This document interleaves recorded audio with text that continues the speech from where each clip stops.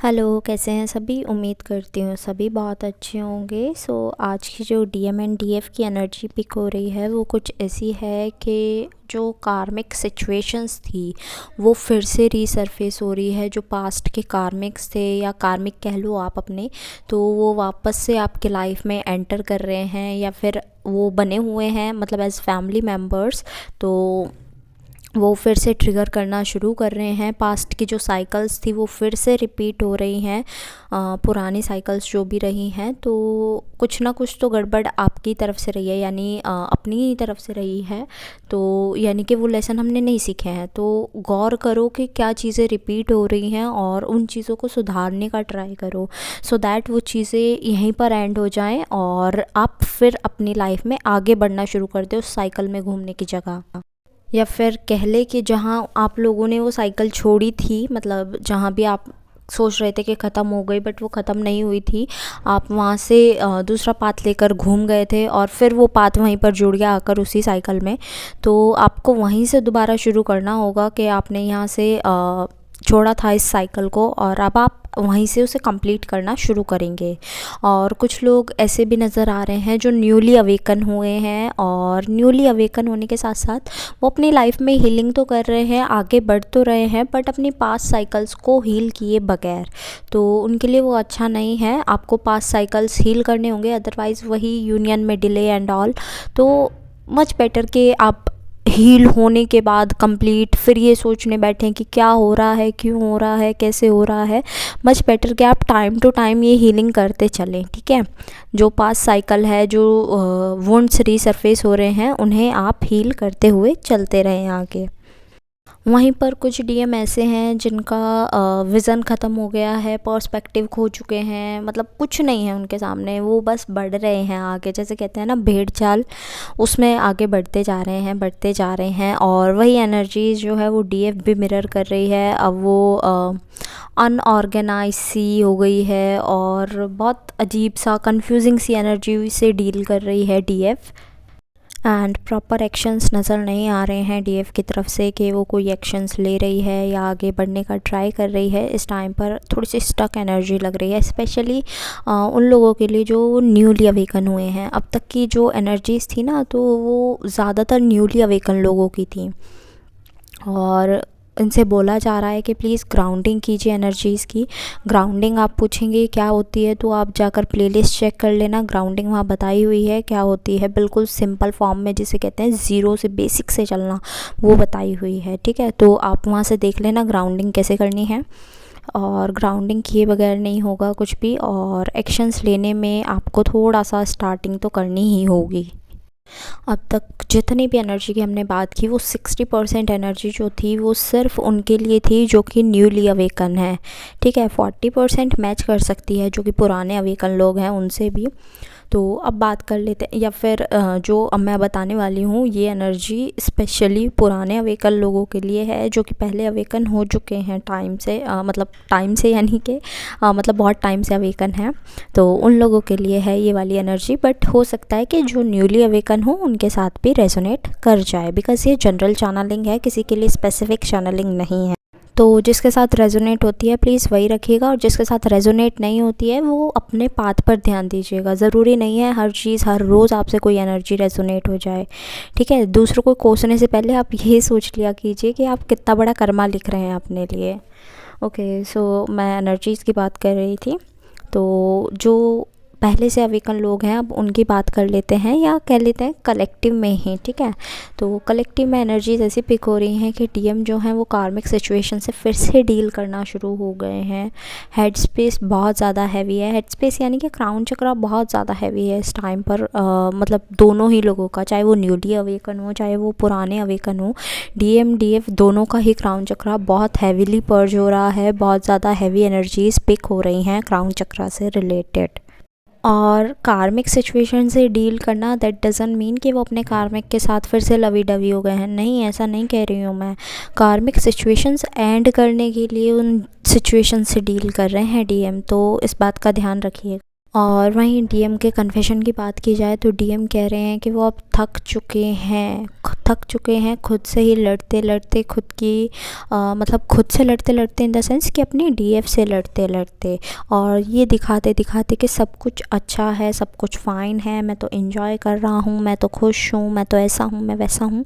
तो ये सब दिखा दिखा कर डीएम जो है वो थक चुके हैं इस टाइम पर बहुत ज़्यादा, और वो बहुत ही हेल्पलेस फ़ील कर रहे हैं, ऐसा उनका कहना है। और साथ ही साथ कह रहे हैं कि यार मैं बहुत थक गया हूँ ये प्रिटेंड करते करते कि ये जो झूठ है ये जीते जीते मैं बहुत ज़्यादा थक गया हूँ, और मेरा हार्ट चक्रा जो है वो बहुत ज़्यादा बहुत बुरे से पर्ज हो रहा है। ऐसा लग रहा है कि मेरे दिल के टुकड़े टुकड़े किए जा रहे हैं रोज़ के रोज़। और बहुत चीज़ें उनके सामने आई हैं, जैसे कि हम इतने दिनों से बात भी कर रहे थे कि ट्रुथ सामने आ रहा है, ट्रुथ सामने आ रहा है। तो बहुत सारी चीज़ें जो हैं वो डीएम के सामने आई हैं। तो डीएम कह रहे हैं बहुत सारी चीज़ें मुझे क्लियर हो चुकी हैं इस टाइम पर, और प्लीज़ मुझे तुम चाहिए, तुम्हारा सपोर्ट चाहिए, तुम मुझे माफ़ कर दो, मेरे पास आ जाओ, मेरे साथ रहो। तो ये सब डीएम कह रहे हैं अपनी तरफ से कि भाई अब बहुत हो चुका। डीएफ भी मिरर एनर्जीज़ में थी, यानी कि मिरर एनर्जीज़ में रहना, यानी कि डीएम को मिरर कर रही थी, बहुत ज़्यादा परेशान हो रही थी, और साथ ही साथ मस्कुलाइन एनर्जीज से डील करते करते वो डील कर रही थी अपने इनर चाइल्ड वुंड से भी। तो वो जो सोच रही थी ना कि मेरे सारे वुंड्स ख़त्म हो चुके हैं, सब कुछ ठीक हो चुका है, मैं तो मान चुकी हूँ, मैं रियलिटी में आ चुकी हूँ। तो वो उनको बहुत बड़ी गलतफ़हमी हो गई थी, और वो अपने इनर चाइल्ड वुंड से, फॉर एग्ज़ाम्पल मैं बात करूँ कि अगर आपको ऐसा लगता था कि आपकी फ़ैमिली आपको प्यार नहीं करती है, तो डीएफ्स इस चीज़ से फिर से डील करने लगी कि मेरी फ़ैमिली मुझे प्यार नहीं करती है, मुझे परेशान करती है एंड ऑल, ये सारी चीज़ें उसके दिमाग में फिर से आना शुरू हो गई, और साथ ही साथ उसे परेशान करने लगी हैं ये एनर्जीज़।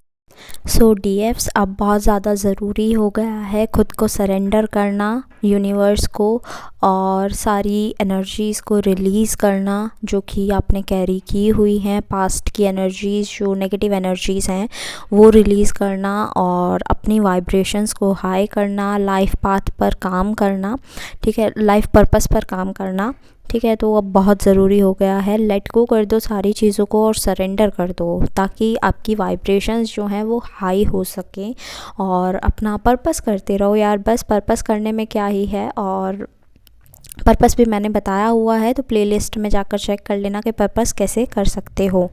ओके, सो नेक्स्ट आपको बहुत बेसिक सी चीज़ें अपनी लाइफ में उतारनी है, ग्राउंडिंग करनी है, वाटर इनटेक अच्छा रखना है, जंक नहीं खाना है। क्रेविंग्स हो रही हैं, I know that, but cravings को संभाल लो अपनी, और इस टाइम पर जंक मत खाना, बिकॉज़ जंक जितना खाते रहोगे उतनी नेगेटिविटी बढ़ती रहेगी। हेल्दी फूड इनटेक करो, और हो सके तो सात्विक फूड खाओ। सात्विक इन द सेंस कि आप वो जो नॉर्मल रोटी चावल होता है ना वो खाओ, सॉरी दाल रोटी होता है ना वो खाओ। रोटी चावल कैसे खा लोगे, दाल के साथ तो खाओगे ही। तो सात्विक फूड खाओ और हेल्दी फूड खाओ, बहुत अच्छा रहेगा। जितना लाइट फूड इनटेक रखोगे उतना हैप्पी फील करोगे इस टाइम पर, क्योंकि पहले ही यार हैवी एनर्जीज़ हैं, फिर हैवी फूड खा लोगे, वो डाइजेस्ट होने में प्रॉब्लम होगा, तो वो सब अच्छा नहीं है। नेक्स्ट आपको मेडिटेशन करना है, ठीक है, ग्राउंडिंग करते रहना है, मेडिटेशन करते रहना है। मेडिटेशन में भी स्पेशली अगर आप कर्मा रिलीजिंग कर रहे हो, या फिर आप कोई भी कर रहे हो मतलब मेडिटेशन, तो उसके साथ में प्लीज़ क्राउन चक्रा ज़रूर करते रहना। चक्रा मेडिटेशन ज़रूर करते रहना। क्राउन तो करना ही है, अब मतलब मुंह से निकला है दैट मीन्स करना ही है, और चक्रा मेडिटेशन करते ही रहना, स्किप नहीं करना है। बस ये थोड़ी सी बेसिक सी चीज़ें हैं, इन पर ध्यान दो, ठीक है। मैं रिपीट कर देती हूँ, grounding, meditation if you want to do anyone, ठीक है, और चक्रा मेडिटेशन, और आपका वाटर इनटेक अच्छा, हेल्दी फूड इनटेक, और आपका लाइफ पर्पस। सिर्फ ये चीज़ें आपको फॉलो करनी है इस टाइम पर। इस टाइम अगर आप इन्हें फॉलो करेंगे ना, तो आप देखेंगे कितने बेनिफिट्स होने वाले हैं इन फ्यूचर। और गुड कर्मा क्रिएट करो, खुद भी खुश रहो, दूसरों को भी खुश रखो। दूसरों को खुश रखने के चक्कर में खुद को दुखी नहीं करना है, उस जगह से हट जाओ, ठीक है ना। कभी ऐसा समझो कि यार मुझे तो इसे खुश रखना ही रखना है किसी भी ना। अगर ऐसा हो रहा है कि दूसरा खुश नहीं है आपकी खुशी से, प्लीज़ उस जगह से हट जाओ, अलग रहना शुरू कर दो, मच बेटर। ओके। और नेक्स्ट, फाइट्स वगैरह को इग्नोर करना। ओके, क्योंकि इस टाइम पर मुझे बहुत मेडिकल कंडीशंस नज़र आ रहे हैं। अगर आप फाइट्स में इन्वॉल्व होते हो तो फाइट्स में इन्वॉल्व नहीं होना है। यूनियन की एनर्जीज़ नज़र आ रही हैं, बहुत सारे यूनियंस होने हैं 22 से पहले। और कुछ मैंने आपको बताया था कि ये 11/11 पोर्टल जो आएगा उससे पहले भी परमानेंट यूनियंस हैं। तो आप तैयार रहिए और सिर्फ अपने लिए पॉजिटिव एनर्जीज़ क्लेम कीजिए। जो रेजोनेट नहीं होता है उसे छोड़ दीजिए, may be in future resonate हो जाए और मे बी वो ना ही हो, ठीक है। बिकॉज़ ये जनरल चैनलिंग है, वो शायद आपके लिए है ही नहीं एनर्जीज़ जिसके पीछे आप पड़ गए हो कि ये तो रेजोनेट नहीं हो रहा, रेजोनेट नहीं हो रहा, तो उसे छोड़ दो जो रेजोनेट नहीं हो रहा है। और आपकी साथ ही साथ यूनियन की एनर्जी के साथ कुंडलिनी एनर्जीज़ नज़र आ रही हैं राइज़ होती हुई। ओके, बहुत सारे, मतलब बहुत सारे नहीं कह सकते, कम लोगों में, बहुत कम लोगों में, जैसे कि 3-4 लोग हैं जिनकी कुंडलिनी एनर्जी जो कि बहुत तेज़ी से, बहुत स्पीड से रेज़ हो रही है, ऐसा नज़र आ रहा है। और डीएनए एक्टिवेशन भी दिख रहा है कि हाँ, डीएनए एक्टिवेशन हो रहा है बहुत सारे लोगों में। आपको बॉडी एक वगैरह फील हो रहा होगा, तो इस टाइम पर अगर ऐसा हो रहा है तो ये डीएनए एक्टिवेशन की एनर्जीज़ भी हैं। ओके, चक्रास के साथ साथ ये डीएनए एक्टिवेशन की भी एनर्जीज़ हैं। एट लास्ट, जितने भी सॉन्ग्स मुझे चैनल हुए हैं वो मैं मेंशन कर दूँगी डिस्क्रिप्शन बॉक्स में, आप अपने मैसेजेस वहाँ से भी ले लीजिएगा।